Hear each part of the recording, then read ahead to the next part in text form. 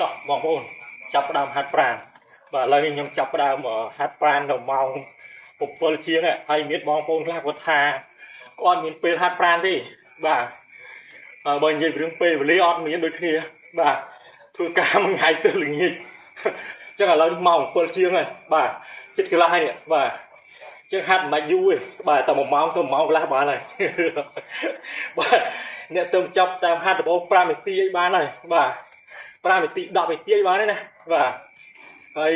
តែខ្ញុំហាត់40នាទីទៅ1ម៉ោងពីមុនខ្ញុំហាត់យូរបាទមុនខ្ញុំហាត់1ម៉ោងកន្លះទៅ2ម៉ោងតែឥឡូវចាស់ហើយបាទហើយរបបអាហារក៏វាមិនទៀងទាត់ទៀតចឹងបន្ថយបាទគឺមកហាត់តា1ម៉ោងទេបាទហើយពេលខ្លះខ្ញុំហាត់តែកន្លះម៉ោងទេបាទនេះគឺកណ្ដាលសាច់ដុំបាទពេលកណ្ដាលសាច់ដុំខ្ញុំពាក់អាវដើម្បីឲ្យ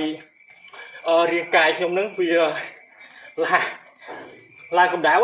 បាទអូយមកហត់ហាត់ផងនិយាយផងហត់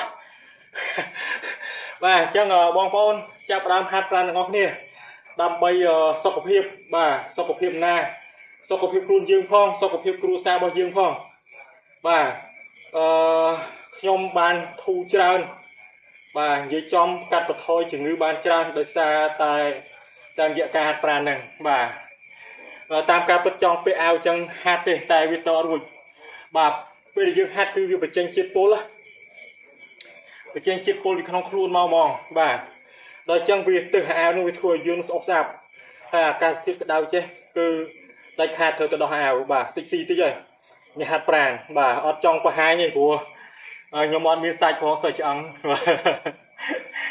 ចឹងសូមបញ្ចប់វីដេអូត្រឹមប៉ុណ្ណឹងបាទអរគុណច្រើនបាទ